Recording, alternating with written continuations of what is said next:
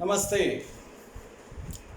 Continuing this fruitful utilization of time during this compulsory lockdown, let's have a look at what the society does to the conscious mind of every individual.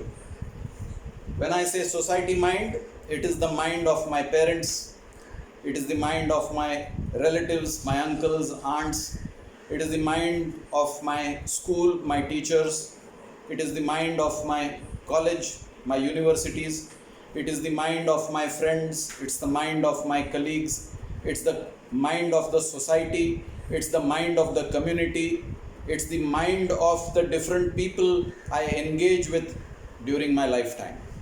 So all these influences manage to make my conscious mind. Let me give you a very simple example. A newborn baby is abandoned on the road, the parents run away. A couple comes and picks up the baby and adopts the baby. Now, if the couple is of the Christian faith, will the baby ever go to a mosque or a temple? Most unlikely. The baby will always go to the church. If the same baby was picked up by a couple of the Muslim faith, the baby would never go to a temple or a church.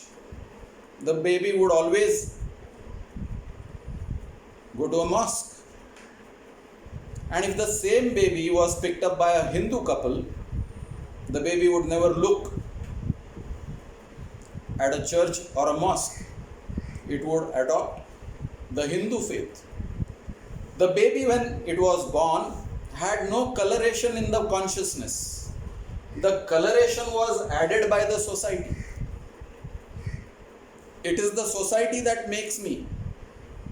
The good or the bad that I become in life is the influence of the society on my conscious mind, and sometimes that influence is active and deliberate, and sometimes it is passive because I watch people around my society and how they behave, and that becomes part of my education. It is like some elderly guy telling me, my child, cigarette smoking is injurious to health, but the guy himself is smoking.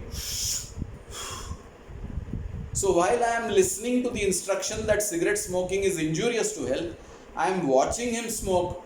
So most likely, I pick up the education that smoking looks macho, and therefore I start smoking.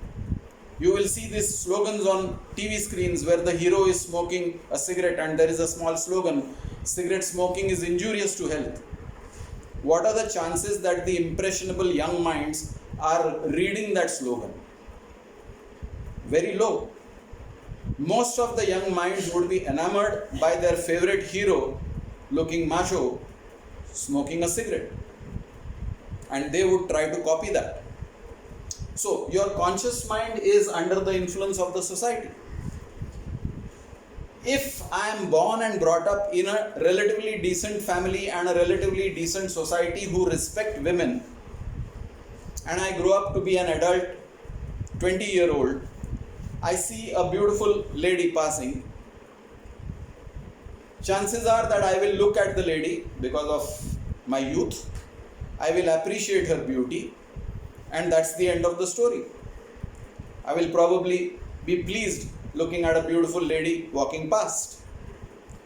The same me, cultivated in a society which is not so respectful to the lady or to the woman, I grow up to be a 20-year-old, I look at this beautiful lady passing by, and probably I am with some friends.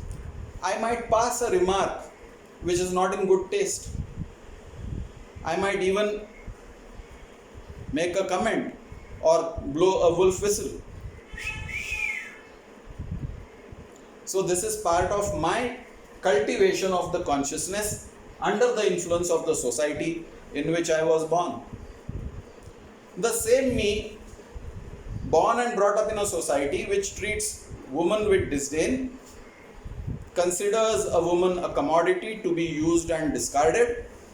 I grow up to be a 20-year-old. I look at the young beautiful lady walking past. I stalk her. I make some indecent proposals. She refuses. My ego is hurt. I chase her. I find an opportunity. And one day I rape her. I become a rapist under the influence of the society in which I was born and brought up. So my consciousness is not defined by my birth, but defined by the society in which I was born and brought up. Look at the terrorist. The terrorist is influenced by his society. He is brainwashed into believing that by killing certain human beings, he will be rewarded.